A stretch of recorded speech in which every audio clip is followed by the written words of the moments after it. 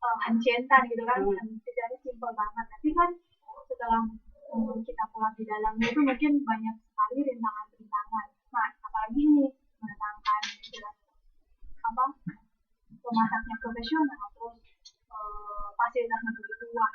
Apa yang target, tentunya itu apa ya? Untuk mengatasi seperti itu gitu, otomatis kan biayanya mesti uang juga gitu. Nah, caranya itu mengatasi hal seperti itu tuh seperti apa? Mungkin Mas Supriyanto yang jawab dulu. Sedikit memahami apa yang tadi diungkapkan Mbak Ami. Ada 3 hal yang diungkapkan sama Mbak Ami. Yang kalau saya referensi aja 3 hal ini itu kalau nggak salah ya, itu pertama tentang mengatasi masalah pembiayaan secara keseluruhan dengan jangka waktu yang relatif baru buka langsung cabangnya banyak dan lain sebagainya. Dan yang kedua tadi disinggung masalah bagaimana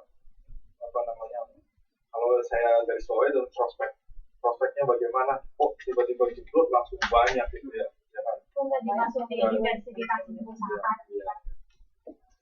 Nah, kalau menurut saya gitu, untuk mengatasi hal seperti ini kan biasanya orang kalau mau bikin perusahaan udah ada planning jauh-jauh hari itu, dananya seberapa dan lain sebagainya.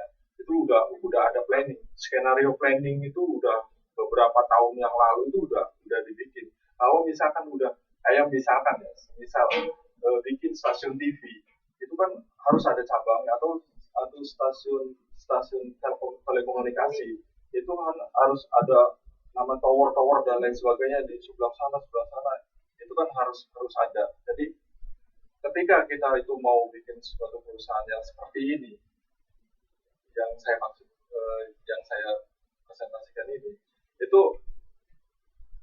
sedianya itu dari awal udah di planning. Wah, ini mau bikin cabang sedemikian. Nah, nanti kan tadi kan ada promosi itu lewat televisi. Nah, lewat televisi dan media yang lain kan secara serempak itu bisa saja kita mana nih yang paling utama dari Pak Silma ini untuk restorannya yang paling besarnya di mana, yang induknya. Nah, di situ induknya di kita adain suatu pagelaran apa gitu yang ibaratnya bahwasannya ada loh di sini restoran Pak Silma ini, dan di cabang-cabang yang lain itu ada stasiun televisi kecil sehingga pada saat itu pas pembukaan itu semua online, semua secara langsung di TV. Akhirnya semuanya kan pada melihat, oh iya cabangnya di sana, tapi itu bisa lewat seperti itu. Dan yang selanjutnya untuk mengatasi masalah tersebut kan masalah keuangannya kan tadi saya sudah jelasin bahwasanya itu kan udah ada skenario planning dari awal, dari tahun-tahun sebelumnya, dan itu dibikinnya sekarang, tapi kan skenario planningnya sudah jauh. Dan untuk ada hal yang lebih spesifik daripada itu, biasanya kendala dari perusahaan-perusahaan yang model seperti ini itu akan ada persaingan yang lebih spesifik dari restoran seperti ini, ya ada kesamaan nama di situ. Biasanya itu kendala juga, kesamaan nama, orang jadi milih harusnya Mas Silma jadi Mas Silmi gitu misalkan. Itu itu juga ada keseliweran. Terus juga di apa ya namanya, logo. Misalkan logonya itu gambarnya ayam seperti ini tapi disamain, ayamnya juga sama, gambarnya sama tapi namanya beda. Kayak gudang garam jadi gudang garam, padahal mah di situnya gudang garam, tapi gudang garam pakai M. Itu juga, tapi wadahnya tetap, logonya sama, warnanya sama. Tapi kalau logo sama nggak mungkin, karena dia pasti sudah dipatenkan, nggak bisa pakai ngeplek, pasti nama atau paling nggak warnanya berubah. Nggak, kalau logo nggak mungkin 100% sama. Iya, kalau nama juga nggak mungkin sama, karena itu pasti mereka sudah begitu memang gede, dia pasti sudah mematenkan logo dan nama itu. Kalau ada yang pakai, mereka bisa kena, harus bayar kalau Tapi Ada yang mirip-mirip. mirip. Biasanya kalau mirip masih ada, tapi nggak mungkin yang benar-benar sama, nggak mungkin. Kan tadi kan Mas Supianto saya bilang sama, tapi tulisannya beda. Tapi kalau logo benar-benar sama nggak mungkin kayak gitu. Terus kalau yang promosi di televisi, kayak misalnya tadi Mas kan bilang dari satu induk restoran yang gedenya pusatnya misalnya, terus disalurin ke yang cabang-cabang berarti itu kan pada saat pembukaannya nah berarti itu kan yang tahu cuman orang yang datang ke situ lah, orang yang nggak datang gimana? kan lihat stasiun langsung.